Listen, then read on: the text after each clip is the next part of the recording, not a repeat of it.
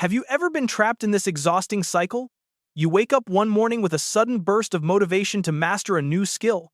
Maybe it is learning Spanish, playing the guitar, or learning to code.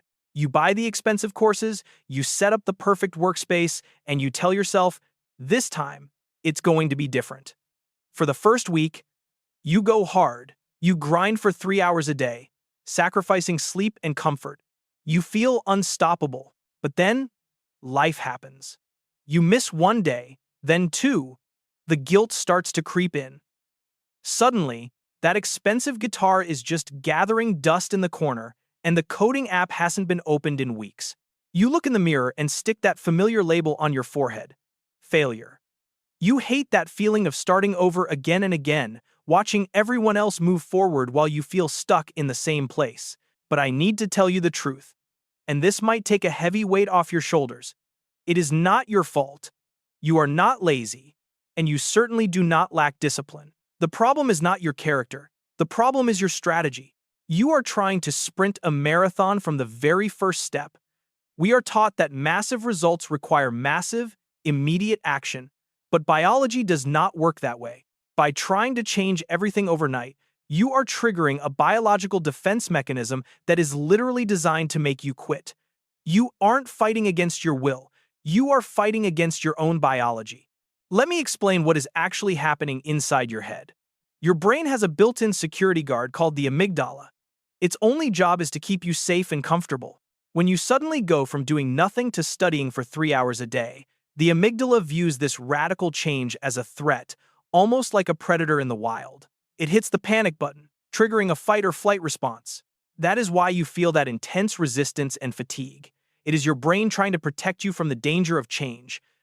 But there is a back door to this security system. It is called Kaizen, or the 1% rule. Imagine you are standing in front of a 10-foot wall. You cannot jump over it, no matter how hard you try. That is your current approach. But if I placed a small staircase there, with each step being only a few inches high, you could walk over that wall without even breaking a sweat. Kaizen is that staircase. The math is simple but explosive. If you improve by just 1% every single day, mathematically, you will be 37 times better by the end of the year. The secret isn't intensity, it is continuity. You are sneaking past the security guard by making the steps so small that your brain doesn't even realize it is changing until it is too late to stop. You need to fundamentally change the story you tell yourself. For years, you have believed that success comes from suffering. You thought that if you weren't sweating, stressing, and losing sleep, you weren't actually working. You believed that discipline meant fighting a war against your own desires every single day. But that mindset is a trap. It is what keeps you stuck in the cycle of starting and quitting. Real discipline isn't about willpower. It is about structure. You are not broken because you can't force yourself to do something you hate for hours on end. You are simply human. The most successful people in the world, the ones you admire, don't have an endless supply of grit. They just have better systems. They don't rely on motivation because they know motivation is a feeling, and feelings are fickle. Instead, they rely on habits that are so small and so easy that they are almost impossible to skip. Stop trying to be a hero who conquers the mountain in one day. Start being the architect who builds a smooth road to the top. When you shift your focus from intensity to consistency, the pressure disappears, and for the first time, you will actually enjoy the process. Even with this system in place, there are 3 invisible traps that catch almost everyone. The first one is what I call scoreboard watching. You put in your 15 minutes for a week, and then you look in the mirror or check your bank account, expecting to see a massive change. When you don't see it, you get discouraged and quit. You have to understand that habits are like bamboo. For 5 years, you water the ground and see absolutely nothing. Then, in 6 weeks, it shoots up 90 feet into the air. If you stop watering because you don't see the shoot, you kill the potential just before it breaks the surface. Trust the process, not the immediate result. The second mistake is the what the hell effect. This is a real psychological term.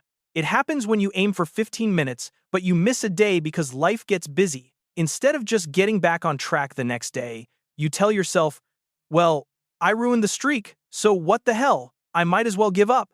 You turn a flat tire into a slashed tire. Missing one day is an accident. Missing 2 days is the start of a new lazy habit. Never miss twice. If you slip up, just get back to the 2-minute version the very next day. The final trap is getting greedy. After a few days of easy success, you will feel a surge of confidence. You will think, 15 minutes is too easy, I should do 2 hours. Don't do it. That is a trap. The moment you spike the difficulty, you wake up the amygdala again, and the resistance returns. The goal isn't to be impressive today. The goal is to be consistent forever. Keep the bar low so you can step over it even on your worst days. I want to take a moment to speak directly to you because I know how heavy this journey can feel. It is easy to watch a video like this and feel a momentary spark of hope, only to have it crushed by the memory of all the times you tried and failed before. You might be thinking that maybe you are just not cut out for this, that maybe you are just destined to be average, but I need you to know that those past failures do not define your future. They were just data points showing you that the old method of brute force doesn't work. You do not need to be a superhuman to master a skill. You do not need an iron will. You just need to be patient enough to let the compound interest of self-improvement do its work. It is okay if you feel slow. It is okay if you feel clumsy at first. Every master was once a disaster. Be kind to yourself. When you stumble, and you will stumble, don't beat yourself up. Just reset the room, lower the activation energy, and do your 2 minutes. You are building something magnificent, and magnificent things are built brick by brick, not in a single flash of lightning. So, here's the final question I want to leave you with. Who do you want to be? When you wake up tomorrow, you are not just a person trying to learn a skill. You are becoming a different kind of person entirely. You are no longer the dreamer who talks about what they will do someday. You are the practitioner who shows up today. Stop saying, I am trying to learn guitar. Start saying, I am a musician. A musician plays every day, even if it is just for 15 minutes. When you shift your identity, the habit stops being a chore and starts being a part of who you are. You are the type of person who values consistency over intensity. You are the type of person who shows up. If you are ready to stop starting over and finally build the life you deserve, step by step, then welcome to the community. We explore the psychology of growth every single week. If that sounds like the environment you need, make sure you are subscribed. Let's master this life together, 1% at a time. I'll see you in the next video. Now, let's break this down into a practical, 3-step system that you can use to master anything, whether it is learning a language, an instrument, or a professional skill. We are going to bypass your brain's alarm system and install this new habit directly into your daily routine. Step 1 is what I call the too small to fail entry. Most people set a goal like I will study for 1 hour today. That sounds noble, but to your amygdala, that looks like a mountain. It is scary, so you procrastinate. The Kaizen approach is different. Instead of focusing on the whole hour, you are going to lower the bar so much that it feels ridiculous. Your goal is not to study. Your goal is simply to do the first 2 minutes. If you want to run, your goal is just to put on your sneakers. If you want to read, your goal is just to read 1 page. This works because of a physics concept called activation energy. The hardest part of pushing a car isn't keeping it moving. It is getting it to move those first few inches. By reducing the commitment to just 2 minutes, you remove the fear. Once you have started, Newton's first law takes over. An object in motion tends to stay in motion. You will find that once you are sitting there with your book open, continuing for 15 minutes is actually easy. The battle is just the start, so make the start incredibly easy. Step 2 is friction hacking.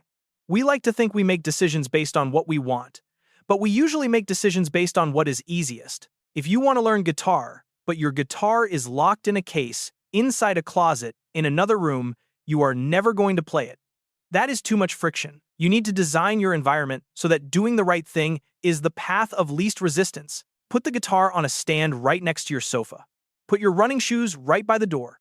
Leave your notebook open on your desk with a pen on top of it. You want to lower the activation energy for your good habits and raise it for your bad habits. If you want to stop scrolling on your phone, don't just use willpower. Put the phone in a drawer in the kitchen. Make your laziness work for you. By the time you walk to the kitchen to get your phone, the impulse will have passed. Design your space so that your lazy self naturally stumbles into productivity. Step 3 is the Seinfeld strategy. There is a famous story about the comedian Jerry Seinfeld. When asked how he got so good at writing jokes, He said his only goal was to write one joke every day, no matter how good or bad it was. For every day he did it, he would put a big red X on his wall calendar. After a few days, he had a chain. His only job was, don't break the chain. This is powerful because it visualizes your momentum. On those days when you feel tired, when you want to skip your 15 minutes, you will look at that calendar. You will see a streak of 10, 20, or 30 days, and your desire to keep that streak alive will be stronger than your desire to be lazy. You stop doing it for the result. You start doing it for the chain. And this is where the magic of the 1% rule kicks in. You won't notice the changes day by day. You might feel like you are getting nowhere, but then, 6 months later, you will look back and realize you have climbed a mountain, step by tiny step, without ever running out of breath. You didn't master the skill by trying hard. You mastered it by simply not stopping.